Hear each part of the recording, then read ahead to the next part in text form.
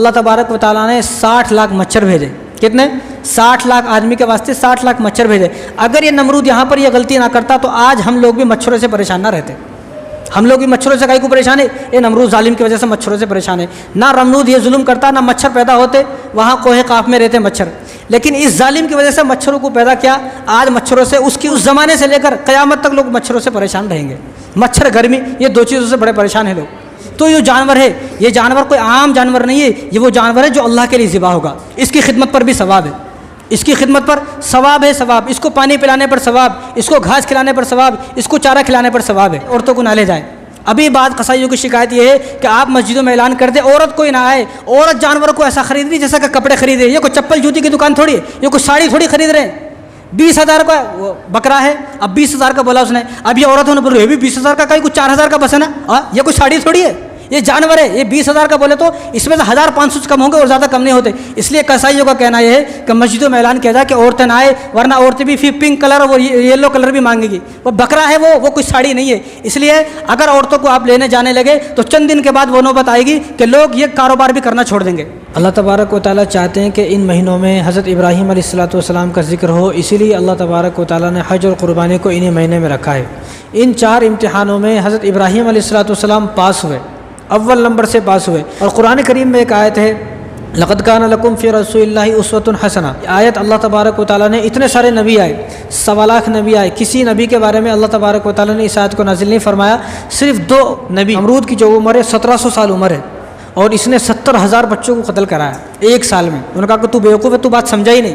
میرا کہنے کا مطلب یہ نہیں ہے, میرا کہنے کا مطلب یہ ہے کہ ماں کے پیٹ سے کس طرح ایک بچہ پیدا ہوتا ہے. تو اس نے فوراً تھوڑی سی دیر میں اس نے جو ہے اس کو بنا دیا.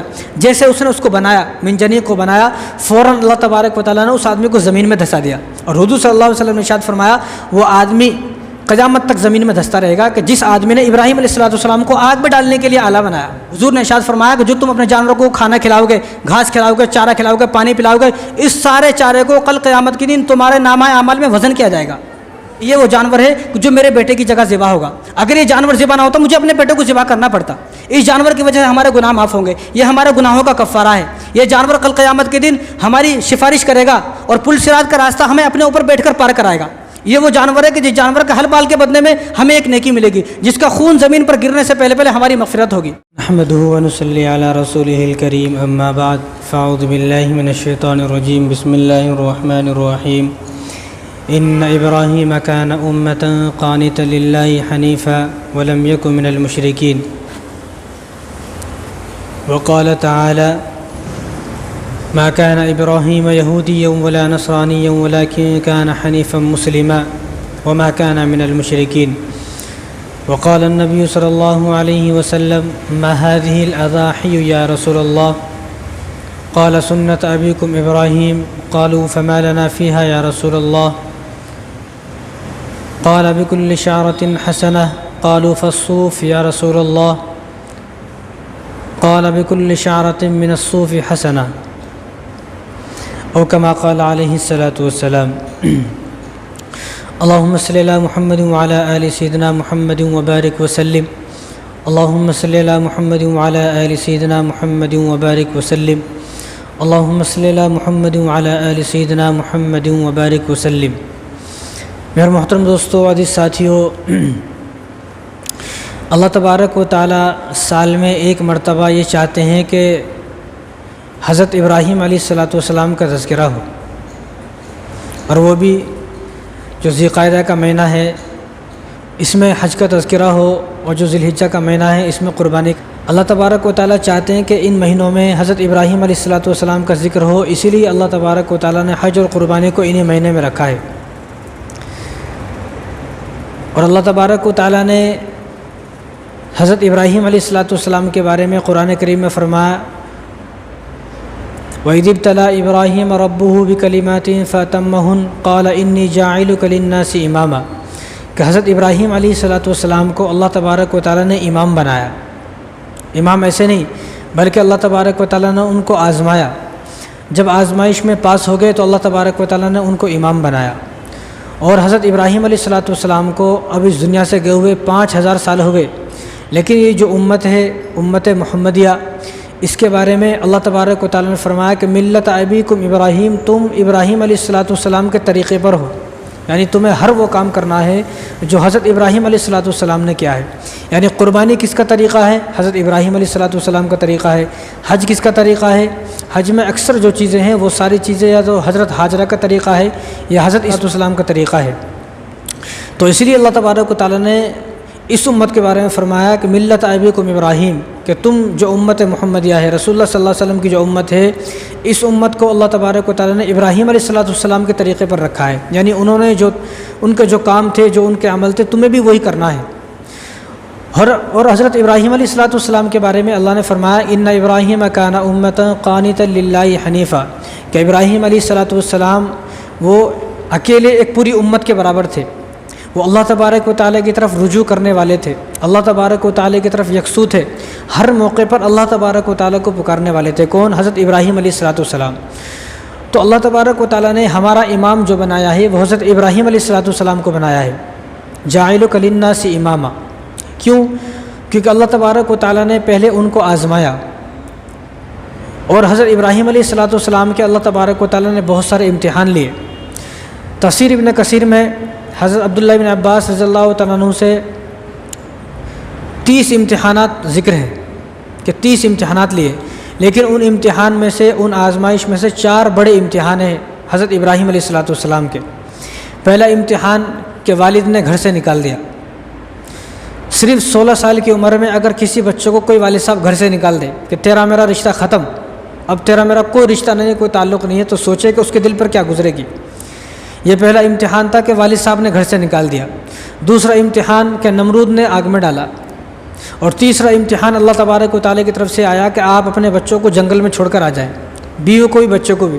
بچہ کتنا؟ 1-2 مہینے کا بچہ ہے، 1-2 مہینے کے بچوں کو جنگل میں چھوڑ کر آ جاؤ۔ اور چوتھا امتحان کیا ہے کہ جس بچے کو آپ نے 12 سال پہلے جنگل میں چھوڑا تھا، اب اس بچے کے پاس جاؤ، اس کی قربانی کرو۔ یہ 4 امتحان ہیں۔ ان 4 امتحانوں میں حضرت ابراہیم علیہ السلام پاس ہوئے، اول نمبر سے پاس ہوئے، تو اللہ تبارک و تعالیٰ نے پھر فرمایا انی جاعلک للناس اماما، ہم نے اب ان کو تمہارا امام بنا دیا۔ یعنی ہمیں جو اپنی زندگی گزارنا ہے وہ اس طریقے سے زندگی گزارنا ہے جیسا کہ ابراہیم علیہ السلام اور حضور صلی اللہ علیہ وسلم کو گزار کر گئے ہیں۔ اور قرآن کریم میں ایک آیت ہے لقد کان لکم فی رسول اللہ اسوۃ حسنہ، یعنی تم اگر اپنی زندگی کو خوبصورت زندگی بنانا چاہتے ہو تو یا تو حضرت ابراہیم علیہ السلام کی طرح زندگی گزارو یا حضور صلی اللہ علیہ وسلم کی طرح زندگی گزارو۔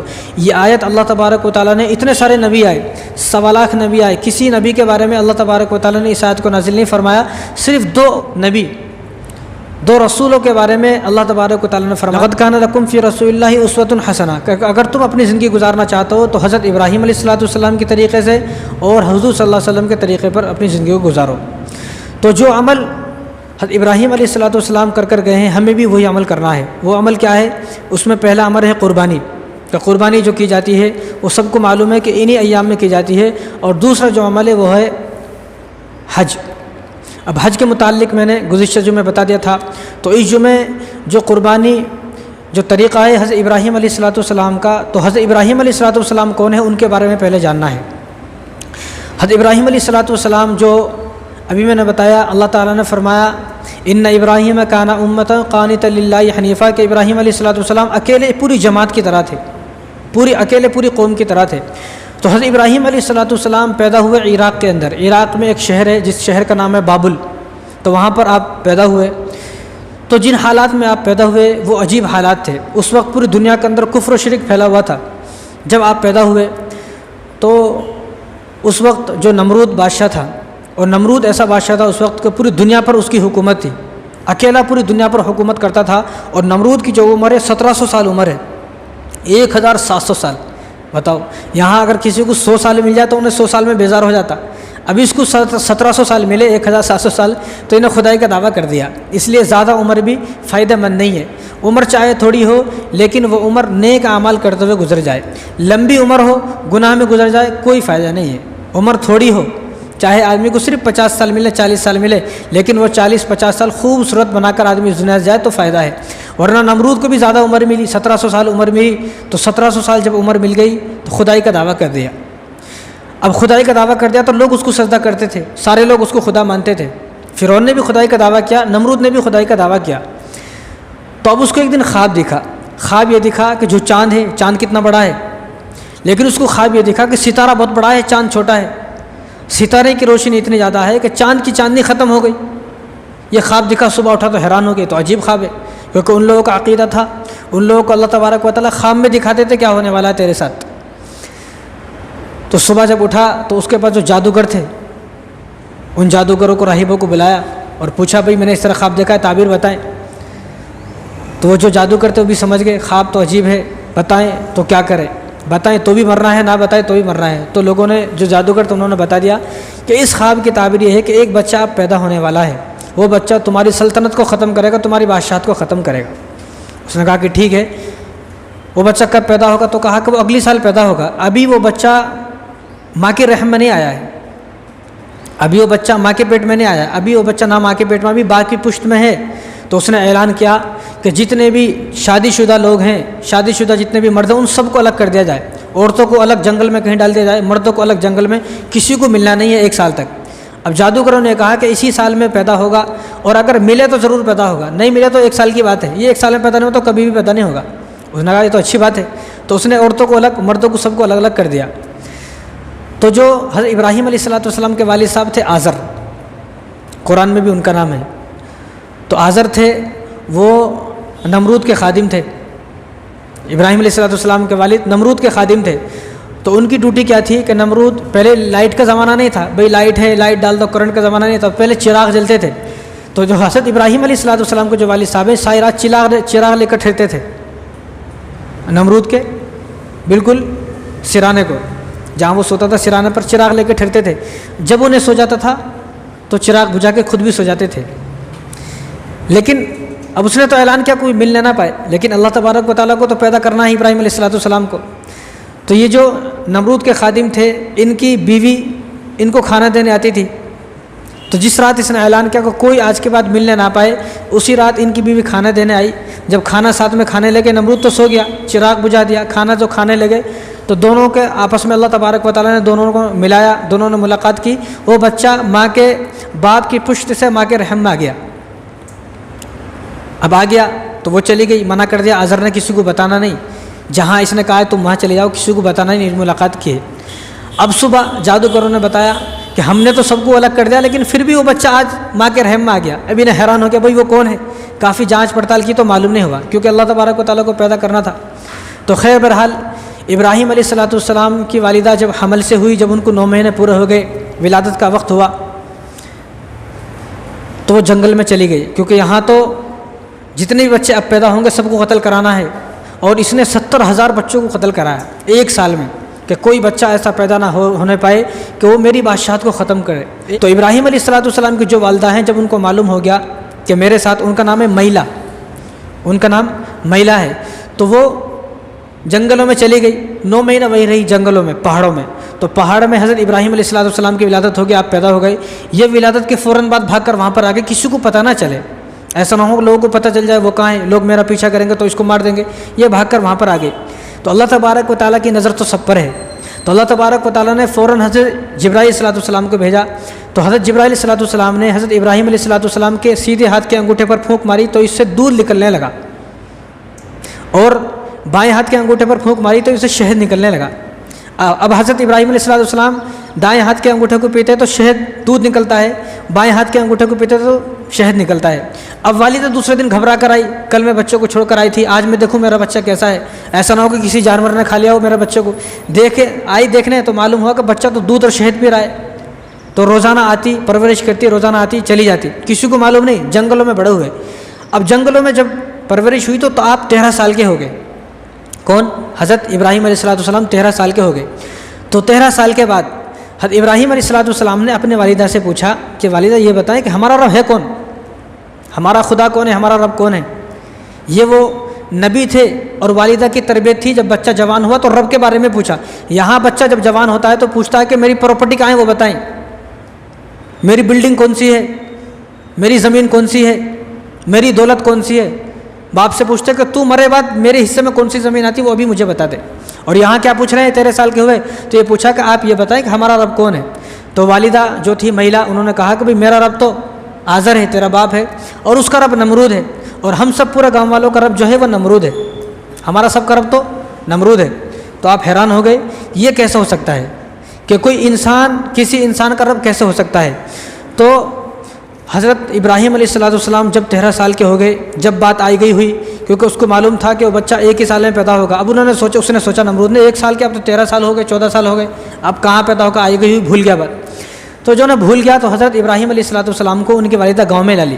جب گاؤں میں لائی، سب سے پہلے اپنے والد صاحب سے اور گاؤں والوں سے پوچھا، تو اسی کو اللہ تبارک و تعالیٰ نے قرآن کریم کی سورہ انعام ہے، سورہ انعام کے اندر اللہ تبارک و تعالیٰ نے اس آیت کو نازل فرمایا۔ انہوں نے کیا پوچھا وہ ہے یہاں پر، تو انہوں نے پوچھا وَإِذْ قَالَ إِبْرَاهِيمُ لِأَبِيهِ آزَرَ أَتَتَّخِذُ أَصْنَامًا آلِهَةً إِنِّي أَرَاكَ وَقَوْمَكَ فِي ضَلَالٍ مُبِينٍ، کہ ابراہیم علیہ السلام نے اپنے باپ سے اور اپنی قوم کے لوگوں سے پوچھا کہ تم ان بتوں کو کیوں تم نے معبود بنایا ہوا ہے، یہ جو بت ہیں ان کی تم کیوں پوجا کرتے ہو؟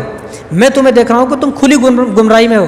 والد صاحب سے کہا کہ والد صاحب تو بھی گمراہی میں ہے اور یہ ساری قوم گمراہی میں ہے، کیونکہ ایک بت جس کو اپنا ہاتھوں سے بنائے وہ خدا نہیں ہو سکتا، خدا تو وہ جس نے سب کو بنایا ہے۔ اور آگے اللہ تعالیٰ نے فرمایا کہ ایسا کیوں کہا انہوں نے، ایسا اس لیے کہا وَكَذَلِكَ نُرِي إِبْرَاهِيمَ مَلَكُوتَ السَّمَاوَاتِ وَالْأَرْضِ وَلِيَكُونَ مِنَ الْمُوقِنِينَ، کہ اللہ تبارک و تعالیٰ نے اپنی قدرت کی نشانیاں ان پر کھول دی، کہ ابراہیم علیہ السلام نے ان قدرت کی جتنی نشانیں ان پر غور کیا، غور و فکر کیا، تو معلوم ہوا کہ یہ تمام چیزیں رب نہیں ہو سکتی۔ جب آئے تو معلوم ہوا کہ کسی نے گاؤں میں سورج کو اپنا خدا بنایا ہوا ہے، کسی نے چاند کو اپنا خدا بنایا ہوا ہے، کسی نے آگ کو اپنا خدا بنایا ہوا ہے، کسی نے ستاروں کو اپنا خدا بنایا ہوا ہے۔ اب جب دوسرا دن ہوا تو لوگوں سے پوچھا فلما جن علیہ اللیل ورأى کوکبا قال هذا ربی فلما افل قال لا احب الافلین، کہ جب حضرت ابراہیم علیہ السلام نے آسمان میں ستاروں کو دیکھا رات میں، تو ستاروں کو دیکھ کر یہ کہا کیا یہ میرا رب ہے؟ آپ نے سوچا ہوگا یہ میرا رب ہے، لیکن جب ستارے غائب ہو گئے تو کہا کہ یہ میرا رب نہیں ہے، میرا رب وہ نہیں ہو سکتا جو نکلے اور چھپ جائے، یہ میرا رب کیسے ہو سکتا ہے؟ تو آگے جب ستارے چلے گئے دوسری رات چاند کو دیکھا، تو چاند کے بارے میں کیا فرمایا فلما رأى القمر بازغا قال هذا ربی فلما افل قال ان لم يهدني ربی لأكونن من القوم الظالمین، چاند کو دیکھا بھئی یہ تو بہت بڑا ہے، تو کہا یہ میرا رب ہے، لیکن چاند کی چاندنی بھی ختم، چاند بھی ختم، کہا کہ یہ میرا رب نہیں ہے۔ پھر تیسرے دن جب صبح ہوئی تو سورج نکلا، تو سورج کے بارے میں فرمایا حضرت ابراہیم آج بھی اگر کوئی آدمی ان تمام چیزوں پر غور کرنا چاہے تو اس کو پتہ چلے گا کہ ہمارے رب نہیں ہے، ہمارا رب وہ ہے جو نہ چھپتا ہے نہ سوتا ہے، سونے سے پاک، تمام عیب سے پاک ہے، وہ ہے۔ تو سورج کو دیکھا تو کہا فلما رأى الشمس بازغة قال هذا ربی هذا اکبر، یہ میرا رب ہے کیونکہ یہ تو سب سے بڑا ہے، یہ چاند سے بھی بڑا ہے، ستاروں سے بھی بڑا ہے، اور آگ سے بھی بڑا ہے، یہ میرا رب ہے۔ لیکن جب دیکھا فلما افلت قال یا قوم انی بریء مما تشرکون، جب دیکھا کہ سورج بھی ختم ہو گیا کہا کہ یہ میرا رب نہیں ہے، میرا رب یہ نہیں ہے۔ تو معلوم ہوا کہ گاؤں والوں نے جس کو اپنا رب بنایا ہوا تھا ان میں سے کوئی بھی ان کا رب نہیں ہے، سب کے بارے میں منع کر دیا ہمارا رب نہیں ہے۔ اب آگے آپ نے فرمایا انی وجہت وجہی للذی فطر السماوات والارض حنیفا وما انا من المشرکین، میں اب اپنا رخ اللہ تعالیٰ کی طرف کرتا ہوں، میں اپنے آپ کو اللہ کو سونپتا ہوں، میں اللہ کی طرف رجوع کرتا ہوں، میں اللہ کی طرف چلا جاتا ہوں، اور حالانکہ میں مشرکوں میں سے نہیں ہوں، تم تو مشرک ہو، تم ان چیزوں کو پوج رہے ہو۔ تو اس کے بعد پھر یہ اپنے والد صاحب کے پاس گئے، اب یہ قوم سے مقابلہ ہوا، اب والد صاحب کے پاس تو 4 امتحان ہوئے، یہ سب سے پہلا امتحان ہے کہ جب والد صاحب کے پاس گئے تو والد صاحب سے کہا اذ قال لأبیہ یا ابت لم تعبد ما لا يسمع ولا يبصر ولا يغنی عنک شیئا، کہ انہوں نے والد صاحب سے کہا حضرت ابراہیم علیہ السلام نے کہ میرے باپ تم یہ اس چیز کی کیوں پوجا کرتے ہو، یہ بت جو نہ سنتے ہیں نہ دیکھ سکتے ہیں نہ کچھ مدد کر سکتے ہیں، نہ کھا سکتے ہیں نہ پی سکتے ہیں، تو کچھ بھی نہیں کر سکتے، تم ان کی کیوں مدد کرتے ہو؟ حالانکہ حضرت ابراہیم علیہ السلام کے جو والد صاحب تھے آزر، وہ بت فروش بھی تھے، بت ساز بھی تھے، بت پرست بھی تھے، بتوں کو پوجتے بھی تھے، بتوں کو بناتے بھی تھے، بتوں کو بیچتے بھی تھے، سارے کام کرتے تھے۔ تو ابراہیم علیہ السلام نے والد صاحب سے کہا تم ان کو کیوں پوجتے ہو، حالانکہ یہ نہ سنتے ہیں نہ کوئی فائدہ پہنچاتے نہ نقصان پہنچاتے، یہ ان کو تم نے اپنے ہاتھوں سے بنایا، ان کو کیوں پوج رہے ہو؟ اور آگے کہا یا ابت انی قد جاءنی من العلم ما لم یأتک فاتبعنی اہدک صراطا سویا، اے میرے باپ میرے پاس جو علم ہے وہ تمہارے پاس علم نہیں ہے، میرے پاس جو علم ہے، لہٰذا تم میری پیروی کرو، اگر تم میری پیروی کرو گے تو میں تمہیں سیدھا راستہ دکھاؤں گا، تم سیدھا راستے پر چلو گے۔ اور آگے کہا یا ابت لا تعبد الشیطان ان الشیطان کان للرحمن عصیا، کہ میرے باپ تم شیطان کی پوجا کر رہے ہو، تم شیطان کی پوجا نہ کرو، یعنی جس بت کو تم نے اپنے ہاتھوں سے بنایا یہ شیطان ہے، اور شیطان تمہیں گمراہ کر دے گا، اور شیطان تمہیں جہنم میں لے جائے گا، شیطان کی تم پوجا کرو گے، شیطان کی پوجا کرنے والا اللہ تبارک و تعالیٰ کا نافرمان ہے۔ اور آگے کہا یا ابت انی اخاف ان یمسک عذاب من الرحمن فتکون للشیطان ولیا، کہا کہ میں ڈرتا ہوں کہیں ایسا نہ ہو کہ تم پوجا کرتے کرتے اللہ کے نافرمان بندے بن جاؤ اور تم جہنم میں چلے جاؤ اور جہنم میں تم شیطان کے ساتھی ہو جاؤ۔ ابھی اتنی بات ابراہیم علیہ السلام نے اپنے والد صاحب سے کہی۔ اب والد صاحب نے کیا کہا، وہ بھی اللہ تبارک و تعالیٰ نے آگے فرمایا قال اراغب انت عن آلہتی یا ابراہیم، تو باپ نے کہا کہ ابراہیم اب تو باز آ جا، بس بہت ہو گیا، تو نے ہمارے معبودوں کو برا بلا کہا، جس معبودوں کو ہم اپنے ہاتھوں سے بناتا ہوں تو اس معبودوں کو برا بلا بولتا ہے، لہٰذا اب تو باز آ جا، اب تو خاموش ہو جا، اگر تو نہیں مانا لئن لم تنتہی تجھے پتھروں سے ماروں گا، تجھے پتھروں سے ماروں گا، لأرجمنک وہجرنی ملیا، اگر تو پتھروں سے نہیں مانے گا تو میں تجھے گھر سے نکال دوں گا۔ اور ہوا بھی یہی کہ ابراہیم علیہ السلام نے جب منع کیا والد صاحب کو آپ بتوں کو نہ پوچھیں، تو والد صاحب نے 16 سال کی عمر میں حضرت ابراہیم علیہ السلام کو گھر سے نکال دیا۔ اب اگر کوئی بیٹا ہے صرف 16 سال کا، باپ اس کو گھر سے نکال دے، اس کے دل پر کیا گزرے گی؟ اور یہاں پھر جب گھر سے نکال دیا کہا قال سلام علیک، تمہیں سلام ہو۔ والد صاحب کو گالیاں دے کر نہیں گئے، والد صاحب کو سلام کر گئے، ساستغفر لک ربی انہ کان بی حفیہ، میں تمہارے لیے اپنے اللہ سے بخشش کی دعا کروں گا، تمہارے لیے مغفرت کی بخشش کی دعا کروں گا، اور مجھے معلوم ہے کہ میرا رب بہت مہربان ہے، تمہیں بھی معاف کرے گا۔ سلام کر کے چلے گئے۔ اب جاتے جاتے اب جو قوم کے لوگ تھے تو قوم کے لوگوں سے والد صاحب سے مقابلہ ہو گیا۔ یہ پہلا امتحان ہے کہ والد صاحب نے گھر سے نکال دیا۔ اب دوسرا امتحان آگ میں ڈالنے کا۔ اب جو قوم کے لوگ ہیں تو قوم کے لوگوں سے کہا کہ تم ان کی پوجا کیوں کر رہے ہو؟ قوم کے لوگوں سے بھی یہی کہا کہ تم ان کی کیوں پوجا کرتے ہو؟ یہ جو پتھر اور مورتی بنائے ہوئے ہیں تم نے ان کی کیوں پوجا کرتے ہو؟ وَإِذْ قَالَ لِأَبِيهِ وَقَوْمِهِ مَا هَٰذِهِ التَّمَاثِيلُ الَّتِي أَنتُمْ لَهَا عَاكِفُونَ، کہا کہ اپنے باپ سے اور اپنے قوم سے کہا کہ یہ مورتیاں جن کو تم پوجتے ہو تم تو بیوقوف ہو، ان کو کیوں پوجتے ہو؟ قَالُوا وَجَدْنَا آبَاءَنَا لَهَا عَابِدِينَ، تو قوم کے لوگوں نے کہا کہ ہمارے باپ دادا بھی انہیں کو پوجتے تھے، تو ہمارے باپ دادا جب ان کو پوجتے تو ہم بھی ان کو پوج رہے ہیں۔ آج کل کسی کو سمجھاؤ تو کسی کو کوئی بات سمجھاؤ تو انہیں یہ بات بولتا ہے ارے ہمارے باپ دادا سے کرتے آ رہے۔ بھائی باپ دادا بیچارے کم عقل تھے، ان کے پاس علم نہیں تھا، جاہل تھے وہ، اب تو سب کچھ ہے، سب ساری باتیں معلوم ہیں، لیکن اب بھی اگر تم وہ کام کرو گے تو تمہاری مثال بھی وہی ہے جو ان لوگوں کی مثال تھی جنہوں نے حضرت ابراہیم علیہ السلام کو یہ جواب دیا کہ ہمارے باپ دادا بھی یہ کام کرتے تھے۔ اور آگے کہا قال لقد کنتم انتم آباؤکم فی ضلال مبین، ابراہیم علیہ السلام نے ان سے پھر یہی کہا کہ تمہارے باپ دادا تو گمراہ تھے، وہ تو گمراہی تھے، گمراہی میں پڑے ہوئے تھے، ان کے پاس تو علم نہیں تھا، عقل نہیں تھی، حالانکہ میں تمہیں سمجھا رہا ہوں یہ غلط بات ہے۔ قال بل ربکم رب السماوات والارض الذی فطرہن وانا علی ذلکم من الشاہدین، تو ابراہیم علیہ السلام نے ان سے کہا کہ میں کوئی مذاق نہیں کر رہا ہوں، یہ مذاق کی بات نہیں ہے، تم جو ان بتوں کو پوج رہے ہو یہ کوئی مذاق کی بات نہیں ہے، غلط بات ہے، یہ شیطان کا راستہ ہے، تم ان کو نہ پوجو۔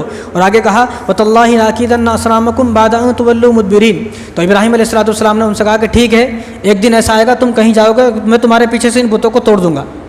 اور ہوا بھی ہے، جب وہ ایک دن ان کا میلہ لگتا تھا تو میلے میں گئے تو ابراہیم علیہ السلام سے ان لوگوں نے کہا کہ چلو تم بھی میلے میں، تو ابراہیم علیہ السلام نے کہا انی سقیم، میں بیمار ہوں، میں بیمار ہوں، میری طبیعت خراب ہے، یعنی میں اس میلے میں نہیں جا سکتا جہاں پر بتوں کی پوجا ہوتی ہے، میں تمہارے میلے میں نہیں جا سکتا۔ قال انی سقیم، میں بیمار ہوں، میں نہیں جا سکتا۔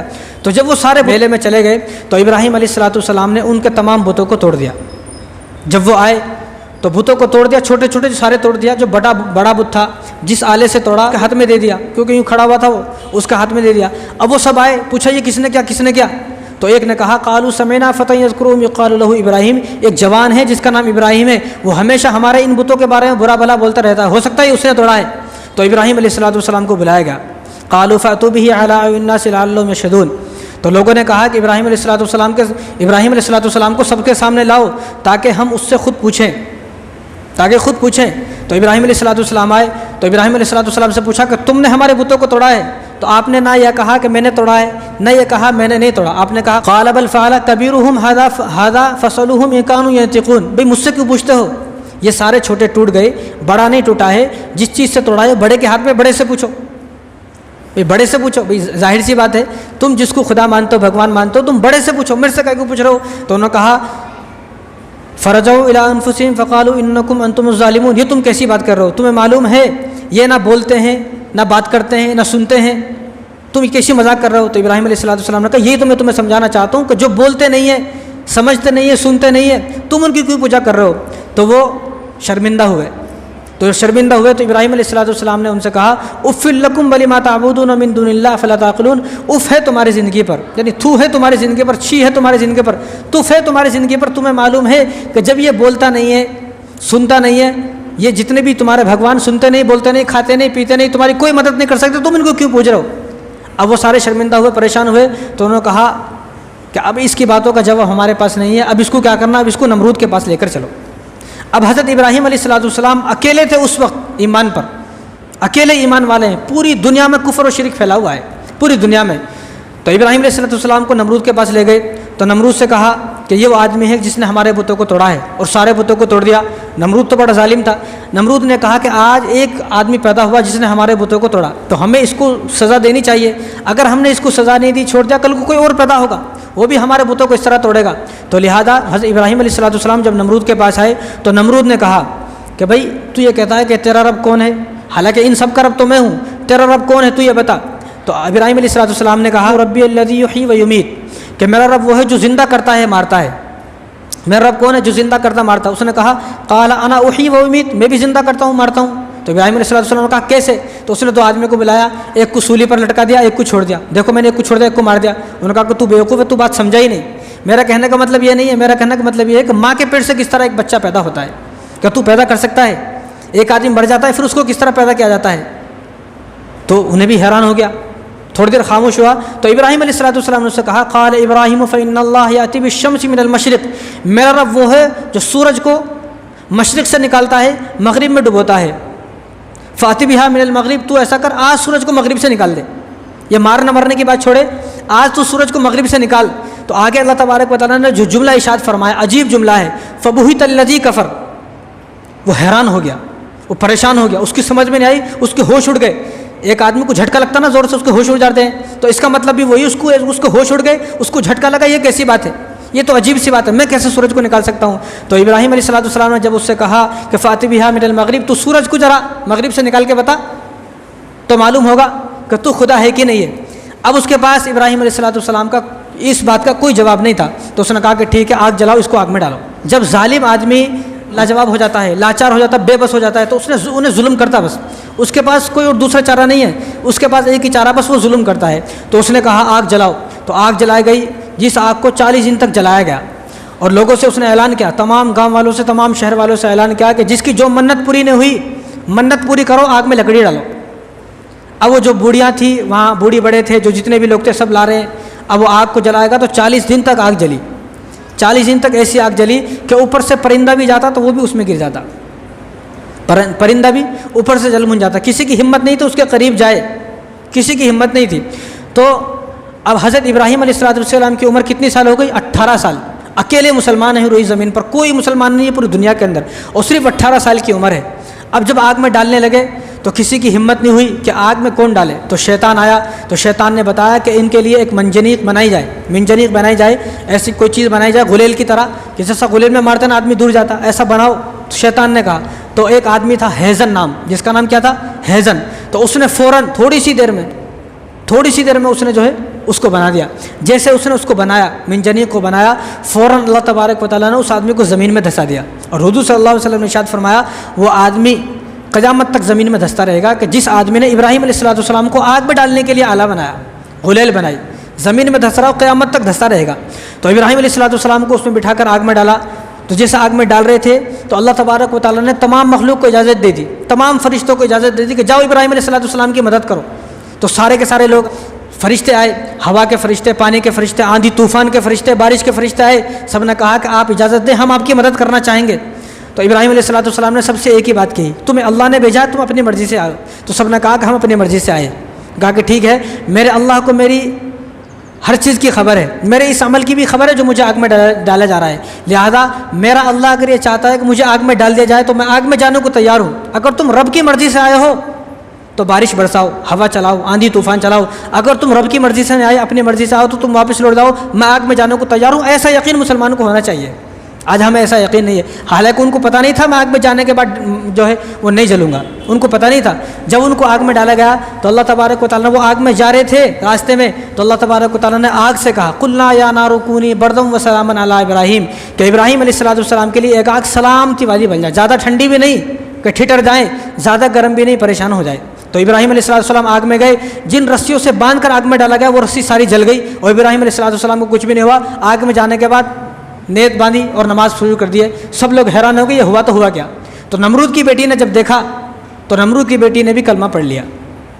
نمرود کی بیٹی نے کلمہ پڑھا لیکن نمرود کلمہ نہ پڑھ سکا. تو ابراہیم علیہ السلام اس آگ میں 40 دن رہے. یہ حضرت ابراہیم علیہ السلام کا دوسرا امتحان ہے. پہلا امتحان کیا ہے کہ والد صاحب نے گھر سے نکال دیا 16 سال کی عمر میں, اور یہاں 18 سال کی عمر میں ابراہیم علیہ السلام کو آگ میں ڈالا گیا. آگ میں جب ڈال دیا 40 دن ہو گئے تو لوگ, جب حضرت ابراہیم علیہ السلام آگ سے باہر آ گئے تو لوگ پوچھتے تھے ابراہیم علیہ السلام کو وہ آگ والے دن اچھے تھے یہ دن اچھے ہیں؟ تو آپ فرماتے تھے آگ والے دن اچھے ہیں. کیوں آگ والے دن اچھے کیوں ہیں؟ وہ اس لیے انہوں نے فرمایا کہ جب میں آگ میں تھا تو روزانہ اللہ تبارک و تعالیٰ کا مجھے دیدار ہوتا تھا. روزانہ اللہ مجھ سے پوچھتے تھے ابراہیم کیا حال ہے. جب اللہ صرف یہ پوچھتے تھے تو یہ پوچھنے کی وجہ سے میری ساری تکلیفیں ختم ہو جاتی تھی. آگ میں سے نکلنے کے بعد راحتیں تو حاصل ہوئی ہیں لیکن اللہ تبارک و تعالیٰ کا دیدار اب نہیں ہوا ہے. اور جب آگ میں گئے تو کون سی تسبیح پڑھ رہے تھے؟ حسبنا اللہ و نعم الوکیل, یہ تسبیح پڑھ رہے تھے. تو آج بھی مسلمانوں کے اوپر کوئی پریشانی آئے تو فوراً حسبنا اللہ و نعم الوکیل کی تسبیح پڑھیں گے. تو جس طرح ابراہیم علیہ السلام کے لیے آگ ٹھنڈی ہو گئی, یہاں یہ چھوٹی سی پریشانی بھی ہمارے لیے ختم ہو سکتی ہے. شرط یہ ہے کہ یقین ہو. لیکن جب حضرت ابراہیم علیہ السلام آگ سے نکلے, جب نمرود پریشان ہو گیا کرنا کیا کرنا مجھ سے اب ہوتا نہیں, تو ابراہیم علیہ السلام آگ سے نکل کر مصر کی طرف چلے گئے, ہجرت کر کے مصر کی طرف چلے گئے. اور ادھر نمرود جو ہے اس نے 60 لاکھ کا لشکر تیار کیا, یعنی 60 لاکھ فوجی تیار کیے کہ میں اس اللہ سے لڑوں گا جس اللہ نے آگ کو ابراہیم علیہ السلام کے لیے نرم کر دیا, آگ کو ٹھنڈا کر دیا, میں اس اللہ سے لڑوں گا. تو اللہ تبارک و تعالیٰ نے 60 لاکھ مچھر بھیجے. کتنے؟ 60 لاکھ آدمی کے واسطے 60 لاکھ مچھر بھیجے. اگر یہ نمرود یہاں پر یہ غلطی نہ کرتا تو آج ہم لوگ بھی مچھروں سے پریشان نہ رہتے. ہم لوگ بھی مچھروں سے کہیں کو پریشان ہے, یہ نمرود ظالم کی وجہ سے مچھروں سے پریشان ہے. نہ نمرود یہ ظلم کرتا نہ مچھر پیدا ہوتے, وہاں کوہ قاف میں رہتے مچھر. لیکن اس ظالم کی وجہ سے مچھروں کو پیدا کیا. آج مچھروں سے اس زمانے سے لے کر قیامت تک لوگ مچھروں سے پریشان رہیں گے. مچھر گرمی یہ دو چیزوں سے بڑے پریشان ہیں لوگ. تو 60 لاکھ مچھر ایک آدمی کے, کسی کے کان میں گھسا, کسی کے ناک میں گھسا, کسی کے منہ میں گھسا. اور اتنا سا مچھر ہوتا ہے, مچھر کو اتنا بڑا ہوتا نہیں ہے, اتنے سے مچھر نے ہر آدمی کو ایسا کھایا کہ اس آدمی کی صرف ہڈی بچی, کھال کچھ نہیں بچا, کوئی ماंس نہیں بچا, کوئی اس کے اوپر گوشت نہیں بچا, سارے گوشت کو مچھر کھا گئے فوراً. اور ایک مچھر لنگڑا تھا, وہ نمرود کی ناک میں گھسا, سر میں گیا, روزانہ سر میں کاٹتا رہتا. اب جو اس کا خادم تھا, پہلے تو خادم ہوتے تھے اس کے, کوئی ہاتھ دبا رہا, کوئی پیر دبا رہا, کوئی سر دبا رہا, کوئی جو مالش کر رہا, کوئی کچھ کر رہا. اب جو خادم ہے اس کی ایک ہی ڈیوٹی ہے, خادم کی ڈیوٹی یہ ہے کہ اس کا جو جوتا ہے وہ جوتا اس کے سر پر مارنا ہے. اگر جوتا سر پہ مارتے ہیں تو وہ جو مچھر اندر کھاتا نہیں, جب وہ مچھر کھاتا نہیں تو سکون سے رہتا. جوتا مارنا کم کیا تو مچھر کھانا شروع کیا. ایک دن وہ روزانہ جوتا مارتا خادم, ایک دن اس کو غصہ ہے کیا رے روز مارنا کیا ہے, اس نے جوتا لیا, زور سے مارا, سر پھٹ گیا, مر گیا. کون؟ نمرود. یہ ظالم وہ ہے جس نے اللہ کا مقابلہ کیا. اب بھی بہت سارے ظالم ایسے پیدا ہو گئے جو اللہ کا مقابلہ کرنا چاہتے ہیں, تو ان کو یاد رکھنا چاہیے کہ نمرود کا جو حشر ہوا وہی تمہارا حشر ہوگا. تو عراق یہ عراق کا واقعہ ہے. تو عراق سے اب ابراہیم علیہ السلام مصر گئے. تو یہاں جب عراق سے آپ سے چلے ہیں تو اس واقعے کو دیکھ کر ایک تو آپ کی بیوی حضرت سارہ علیہ السلام وہ آپ پر ایمان لائی, ایک آپ کے بھتیجے حضرت لوط علیہ السلام وہ آپ پر ایمان لائے. آپ 3 آدمی جو ہے وہ مصر گئے. مصر میں ایک بادشاہ تھا, وہ بڑا ظالم بادشاہ تھا. وہ کیا کرتا تھا, کوئی بھی عورت آئے تو اس عورت کو پکڑ لیتا تھا, اس عورت کے ساتھ جو ہے اس کی جو ہے بے عزتی کرتا تھا عورت کی. تو حضرت سارہ جو حضرت ابراہیم علیہ السلام کی بیوی ہیں, تو جب اس نے دیکھا یہ ان کی بیوی ہے تو اس کو پکڑ لیا. تو حضرت سارہ علیہ السلام کی طرف کو جب اس نے ہاتھ کیا تو اس کا ہاتھ شل ہو گیا, پیرالائز ہو گیا, ہاتھ شل ہو گیا, نیچے گر گیا. تو انہیں حیران ہو گیا یہ کون عورت ہے کہ آج تک میں نے کتنی عورتوں کو عزتوں کو تار کیا ہے, مجھے کچھ نہیں ہوا, یہ کیسی عورت ہے. تو اس نے کہا, اس نے دل میں سوچا کہ شاید یہ کوئی جن ہے یا کوئی اللہ والی ہے. اس نے کہا کہ اپنے رب سے اب دعا کریں میں ٹھیک ہو جاؤں. تو حضرت سارہ علیہ السلام نے دعا کی, وہ ٹھیک ہو گیا. اس نے پھر دوبارہ ہاتھ بڑھایا تو ہاتھ پھر سے شل ہو گیا, ہاتھ کو فالش ہو گئی. اس نے پھر دعا کے لیے کہا تو پھر ٹھیک ہو گیا. اس نے پھر کہا, اس نے سوچا دل میں کہ میں اس پر قابو نہیں پا سکتا, حال ہو سکتا ہے کوئی جن ہے یا یہ کوئی بڑی اللہ والی ہے. تو اس نے کہا کہ میری بھی ایک بیٹی ہے. اس کی بیٹی کون تھی؟ اس کی بیٹی حضرت حاجرہ, اس کی بیٹی حضرت حاجرہ تھی. اس نے کہا یہ میری بیٹی ہے, میں آپ اتنی نیک ہو کہ آپ کی طرف میں نے ہاتھ بڑھایا تو میرا ہاتھ شل ہو گیا, آپ کی یہ ادا مجھے اتنی پسند آئی, یہ نہیں کہ آپ کا نیک ہونا اتنا پسند آیا کہ آپ میری بیٹی کو اپنے ساتھ رکھ لے, میری طرف سے ہدیہ ہے, تحفہ ہے. تو ابراہیم علیہ السلام اب یہاں سے 4 ہو گئے, حضرت ابراہیم علیہ السلام, ایک حضرت حاجرہ, ایک حضرت سارہ, حضرت لوط علیہ السلام. اب کہاں چلے گئے؟ پہلے تو عراق سے مصر آئے. اب مصر میں جب اس بادشاہ سے پالا پڑا تو اللہ تبارک و تعالیٰ کی طرف سے حکم یہ ہوا کہ آپ فلسطین چلے جائیں. کہاں چلے جائیں؟ فلسطین چلے جائیں، مسجد اقصیٰ، جہاں مسجد اقصیٰ آپ وہاں چلے جائیں۔ تو وہاں چلے گئے، وہاں جب گئے تو وہاں رہنے لگے۔ جب آپ کی عمر 86 ایئرس کی ہو گئی، 86 سال کی عمر ہو گئی، تو اولاد کچھ بھی نہیں تھی۔ تو حضرت سارہ نے ایک دن کہا کہ آپ کی عمر 86 سال ہو گئی، 86 ایئرس کی، اور میری عمر 70 سال ہو گئی ہے، اب ہمارے بچہ پیدا ہونے کی کوئی امید نہیں ہے کہ بچے پیدا ہوں گے۔ آپ ایسا کریں، جو مجھے باندی ملی ہے، جو میری یہ باندی ہے جو فلاں بادشاہ نے دیا، آپ اس سے نکاح کر لیں، ہو سکتا ہے اس سے بچے ہو جائیں۔ تو آپ نے نکاح کیا، حضرت ابراہیم علیہ السلام نے حضرت حاجرہ سے نکاح کیا۔ نکاح کرنے کے بعد آپ نے دعا کی، کس سے؟ بابا سے دعا نہیں کی، کسی درگاہ پہ جا کر پیر و فقیر سے دعا نہیں کی، اللہ سے دعا کی۔ اور وہ دعا کیا ہے؟ وہ لفظ بھی اللہ تبارک و تعالیٰ نے قرآن کریم کے اندر نازل فرما دیا ہے۔ ابراہیم علیہ السلام نے نکاح کے بعد فوراً کیا کہا؟ ربی حبلی من الصالحین، یا اللہ میں تجھ سے دعا کرتا ہوں مجھے نیک اولاد عطا فرما۔ کس سے کہا؟ اللہ سے کہا کہ مجھے نیک اولاد عطا فرما، اللہ سے کہا۔ یہاں اللہ سے نہیں کرے، باقی سب سے کرے۔ وہ بابا ہم سے لاکھوں روپے لے کے کھا گیا، اولاد کے چکر میں اولاد نہیں ہو رہی، اس کی بابا کی خود ہی شادی نہیں ہوئی، بھائی اتنا پاور میں تو خود اپنی شادی کیوں نہیں کر لیا؟ تو یہاں اللہ سے دعا کی، ربی حبلی من الصالحین، کہ اللہ ہمیں نیک اولاد عطا فرما، کہ میں نے شادی کی ہے نہیں۔ تو جب یہ دعا کر رہے تھے تو پیچھے بیوی ٹھہری تھی، تو بیوی ہنسنے لگی، مسکرانے لگی۔ تو پوچھا کہ تم کیوں مسکرا رہی ہو؟ کہا کہ آپ کیسی باتیں کرتے ہیں، آپ کی عمر 86 ایئرس ہے، کیسے بچہ پیدا ہوں گے؟ آپ تو بالکل بڑھاپے کو پہنچ گئے، کیسے بچہ پیدا ہوں گے؟ تو فوراً جب یہ الفاظ بیوی نے کہے تو اللہ تبارک و تعالیٰ نے فوراً جبرائیل علیہ السلام کو بھیجا، فبشرناہ بغلام حلیم۔ اللہ کے یہاں دیر نہیں ہے، اللہ جس کو چاہتا ہے اس کو جب چاہے جب بیٹا عطا کرتا ہے۔ تو فوراً جبرائیل علیہ السلام آئے اور کہا کہ فبشرناہ بغلام حلیم، تمہیں خوشخبری ہو اب تمہارے یہاں ایک بچہ پیدا ہوگا۔ وہ بچہ کون؟ وہ حضرت اسماعیل علیہ السلام کے بارے میں خوشخبری سنائی کہ اب تمہارے یہاں ایک بچہ پیدا ہوگا کہ جس کا نام اسماعیل ہوگا، بچے کی خوشخبری سنائی۔ تو چند دن کے بعد حضرت اسماعیل علیہ السلام پیدا ہو گئے۔ تو یہ دو امتحان ہو گئے، ایک امتحان والد صاحب نے گھر سے نکالا، دوسرا امتحان حضرت ابراہیم علیہ السلام کا آگ میں ڈالا گیا، تیسرا امتحان کا ہے بچہ ہو گیا، بچہ ابھی 1 ہی مہینہ کا ہے، کوئی 100 سال کا نہیں ہوا، بچہ 1 ہی مہینہ کا ہے۔ تو اللہ تبارک و تعالیٰ کی طرف سے حکم آیا کہ اب آپ اپنے بچوں کو ان کو جنگل میں چھوڑ کر آ جاؤ۔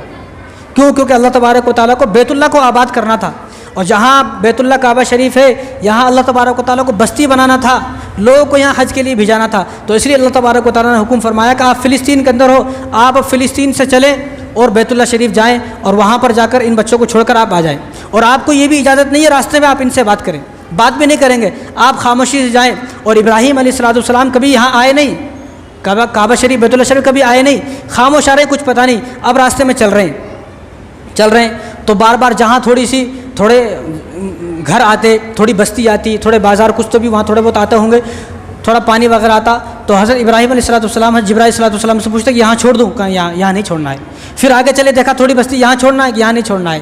چلتے رہے، یہ نہیں کہا کہ ہم کیوں چھوڑنا، اتنے سال کے بعد بچہ پیدا ہوا اور میری عمر تو جو ہے وہ 86 سال ہے، آپ کا عجیب حکم ہے۔ نہیں، اللہ کی رضا میں راضی رہے، یا ابراہیم علیہ السلام نے ہمیں بتایا ہے، تو ہمیں بھی اللہ کی رضا میں راضی ہونا ہے۔ ہم اللہ کی رضا میں راضی نہیں ہیں، تھوڑی سی پریشانی آ گئی، میرے اوپر کئی پریشانی کی، میں ملا کیا اللہ کو؟ پریشانی آئے تو خوش ہونا، پریشانی آنا اس بات کی علامت ہے کہ اللہ مجھ سے راضی ہے، ورنہ دنیا کے بڑے بڑے مالدار لوگ ہیں ان کو پریشانی نہیں آ رہی، اس لیے ان لوگوں نے خدائی کا دعویٰ کیا ہوا ہے۔ اس لیے ہمیں اگر پریشانی آ رہی ہے تو خوش ہونا چاہیے کہ مجھے پریشانی آ رہی ہے تو اللہ مجھ سے راضی ہے کہ مجھے پریشانی آ رہی ہے۔ تو ابراہیم علیہ السلام چل رہے ہیں اور سامنے اونٹ پر بیٹھے ہوئے ہیں، اور سامنے حضرت جبرائیل علیہ السلام دونوں چل رہے ہیں، چلتے چلتے فلسطین سے 1300 کلومیٹر دور ہے بیت اللہ، کتنا؟ 1300 کلومیٹر دور، کتنے دن میں گئے ہوں گے، اور پیدل چل رہے ہیں، کالے پہاڑ کچھ نہیں ہے۔ جب بیت اللہ شریف، مکہ شریف، کعبہ آ گیا تو رک گئے، کہا یہیں پر بچوں کو چھوڑنے کا حکم ہے، آپ کو یہ بھی اجازت نہیں ہے آپ بچوں سے بات کریں۔ بڑھاپے میں بچہ پیدا ہوا، ایک ہی بچہ ہے، کتنی منت سماجت کے ساتھ بچہ پیدا ہوا، اور اس کو چھوڑنے کا حکم کہاں ملا؟ جنگل میں چھوڑ دو۔ اب وہاں آپ جبرائیل علیہ السلام بول کر چلے گئے۔ اب حضرت ابراہیم علیہ السلام نے ان کو چھوڑا، حضرت حاجرہ اپنی بیوی کو چھوڑا، اور حضرت اسماعیل علیہ السلام اپنے بیٹے کو چھوڑا اور چھوڑ کے جانے لگے۔ تو حضرت حاجرہ نے کہا آپ یہ کیا کر رہے ہو ہمارے ساتھ، کیسا ظلم ہے، اتنے دور سے یہاں تک آپ ہمیں پیدل لے کر آئے ہو اور یہاں آپ ہمیں چھوڑ کر جا رہے ہو، کچھ بتا رہے بھی نہیں ہو، کیا ماجرا ہے؟ تو خاموش ہے۔ پوچھا کئی مرتبہ پوچھا تو کافی اصرار کیا، تو حضرت حاجرہ بھی اللہ والی تھی، کوئی ہماری عورتوں کو جیسی نہیں تھی، لیکن پھر حضرت حاجرہ کے دل میں آیا، کہا کہ اللہ کا حکم تو نہیں ہو یہاں پر چھوڑنے کا، کیا یہ اللہ کا حکم ہے کہ ہمیں یہاں پر چھوڑنا؟ تو حضرت ابراہیم علیہ السلام نے ایسا سر ہلایا کہ اللہ کا حکم ہے، تو کہا کہ ٹھیک ہے، پھر جب اللہ کا حکم ہے اب ہمیں آپ کی ضرورت نہیں ہے، آپ خاموش چلے جائیں، آپ خاموش چلے جائیں۔ تو ابراہیم علیہ السلام جب چلے گئے اور جب مکہ دور، کعبہ بیت اللہ شریف دور ہے بھی، ابھی بیت اللہ کی صرف بنیادیں بھی بنائے نہیں ہے، دور ہے، جب وہ آنکھوں سے دیکھنا بند ہو گئے تو پھر مڑ کر دیکھا، پھر اللہ تبارک و تعالیٰ سے دعا کی، ربنا انی اسکنت من ذریتی بواد غیر ذی زرع عند بیتک المحرم، یا اللہ میں آپ اپنے بچوں کو یہاں جنگل بیابان میں چھوڑ کر جا رہا ہوں، جہاں یہاں نہ کوئی پانی ہے، نہ کوئی کھیت کھلیان ہے، نہ یہاں کوئی پھل وغیرہ ہیں، نہ یہاں کوئی انسان ہے، نہ کوئی جنات ہیں، کچھ نہیں ہے، کالے پہاڑ، کالی زمین، کالی رات، کچھ بھی نہیں ہے۔ میں آپ سے دعا کرتا ہوں ایک وقت ایسا ہے یہاں پر دنیا کی ہر چیز ملے۔ آج دنیا کی ہر چیز کہاں؟ بیت اللہ شریف میں ملتی ہے۔ ابراہیم علیہ السلام کی دعا ہے، جو چیزیں کہیں دنیا میں آپ کو ملیں گی نہیں، حالانکہ وہ چیز وہاں کوئی چیز بنتی نہیں ہے، نہ وہاں کوئی پیداوار ہوتی ہے، نہ وہاں کوئی چیز بنتی ہے، وہاں ایک ہی چیز کی، دو چیز کی پیداوار ہے، ایک زمزم کا پانی وہاں پیدا ہوتا ہے، ایک کھجور پیدا ہوتا ہے، باقی وہاں کوئی چیز پیدا نہیں ہوتی ہے۔ لیکن پھر بھی دنیا کی ہر بہترین سے بہترین چیز بیت اللہ شریف میں ملتی ہے، یہ ابراہیم علیہ السلام کی دعا ہے۔ اب حضرت حاجرہ پریشان ہو گئی کیونکہ وہ چلے گئے، ابراہیم علیہ السلام چلے گئے، اب بچہ 1 مہینے کا ہے چھوٹا، اب بچے کو دودھ، بچہ تو چھوٹا دودھ ہی پیے گا، اب حضرت حاجرہ پریشان ہے، تھوڑا بہت جو پانی تھا وہ بھی ختم ہو گیا، تھوڑا بہت جو کھجور تھا وہ بھی ختم ہو گیا، اب آپ صفا مروہ پہ دوڑ رہے ہیں، کبھی صفا پر کبھی مروہ پر، کبھی یہ پہاڑ کبھی وہ پہاڑ، صفا مروہ 2 پہاڑوں کے نام ہے، تو اس پہاڑ سے اس پہاڑ، اس پہاڑ سے اس پہاڑ آپ دوڑی تو 7 مرتبہ دوڑی۔ تو اللہ تبارک و تعالیٰ کو ان کا دوڑنا اتنا پسند آیا کہ آج جتنے بھی لوگ حج کرنے جائیں گے، چاہے وہ صحابی ہو، چاہے ولی ہو، قطب ہو، ابدال ہو، حافظ ہو، مولوی ہو، مفتی ہو، کتنا ہی بڑا اللہ کا ولی ہو، چاہے وہ نبی ہو، اس کے لیے بھی حکم یہ ہے کہ جس طرح حضرت حاجرہ نے دوڑ لگائی صفا مروہ میں، اسی طرح تم بھی دوڑ لگاؤ گے تو حج قبول ہوگا، ورنہ تمہارا حج ہی نہیں مانا جائے گا۔ جب دوڑ لگائی اور پہاڑ پر چڑھی اور اللہ کو پکاری، اللہ میرا بچہ رو رہا ہے، ادھر پانی اس کے پاس نہیں ہے، تو فوراً جبرائیل صلی اللہ علیہ وسلم نے آواز دی تو کہا کون ہو؟ تو جبرائیل صلی اللہ علیہ وسلم نے جواب نہیں دیا، جب آئی تو جبرائیل صلی اللہ علیہ وسلم نے اپنا پر مارا، کہاں پر؟ جہاں حضرت اسماعیل صلی اللہ علیہ وسلم کی ایڑی مبارک زمین سے لگ رہی تھی، تو ان کی ایڑی لگی تو وہاں سے پانی نکلا، جس کو زمزم کہا جاتا ہے۔ زمزم کے مطلب کیا ہے؟ رک جا، کیونکہ اس وقت اس کا نام پانی تھا۔ زمزم کس نے رکھا نام؟ حضرت حاجرہ نے رکھا۔ کیوں رکھا؟ کیونکہ جب پانی نکلا زمین سے بہت تیزی کے ساتھ نکلا، تو فوراً آپ جو ہے مٹی، وہاں جو مٹی تھی مٹی لے کر آئی اور مٹی سے اس کو روکا اور کہا زمزم زمزم زمزم زمزم، اس طرح بولتی رہی، یعنی رک جا رک جا رک جا، تو اس دن سے اس کا نام زمزم ہو گیا۔ حضور صلی اللہ علیہ وسلم نے ارشاد فرمایا اگر حضرت حاجرہ یہاں پر اس پانی کو نہ روکتی تو یہ پانی پوری دنیا کے اندر پھیل جاتا، رکتا نہیں ہے۔ انہوں نے روکا، ان کے رکنے کی وجہ سے یہ پانی رک گیا۔ انہوں نے پانی کو پیا تو دودھ، آپ کا دودھ جاری ہوا، آپ کے پستان دودھ سے بھر گئے اور آپ نے بچوں کو دودھ پلایا۔ آج بھی خود سن لیں آپ، کسی کا بچہ ہوا دودھ نہیں اتر رہا، ابھی بچہ ہوا لیکن دودھ نہیں اتر رہا ماں کو، تو اس کو زمزم کا پانی پلایا جائے۔ جب حضرت حاجرہ کا دودھ اتر سکتا ہے تو تمہارا بھی دودھ اتر سکتا ہے، اس کو زمزم کا پانی پلایا جائے، انشاءاللہ بچے کا پیٹ بھی بھرے گا اور دودھ بھی اترے گا۔ تو جب زمزم کا پانی وہاں سے نکلا تو قافلے وہاں سے جاتے تھے، تو کبھی قافلے والوں نے دیکھا نہیں، دور سے ایک دن قافلہ بنو جرہم کا جا رہا تھا، انہوں نے دیکھا کہ وہاں کوے پھر رہے ہیں۔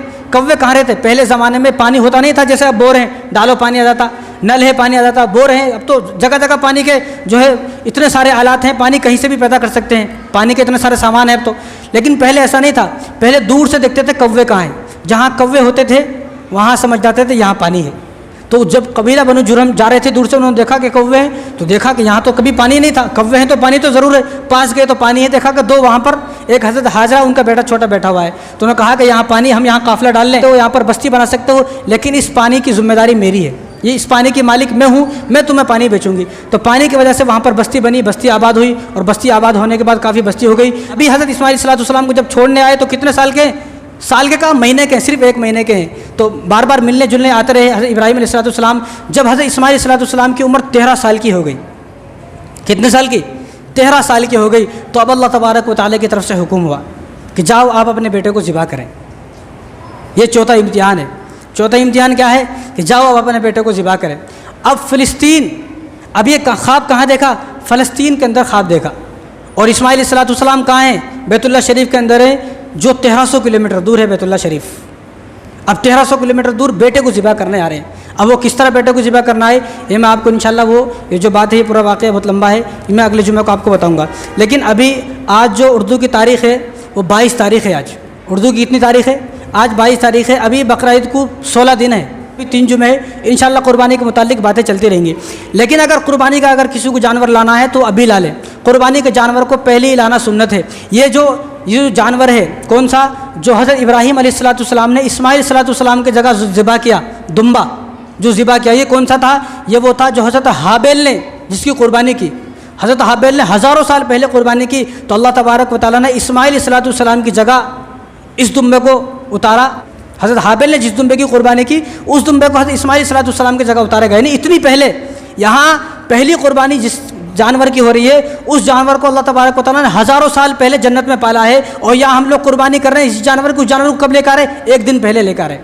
ایک دن پہلے لانا نہیں ہے، کچھ دن پہلے اس جانور کو لانا، یہ بھی سنت ہے۔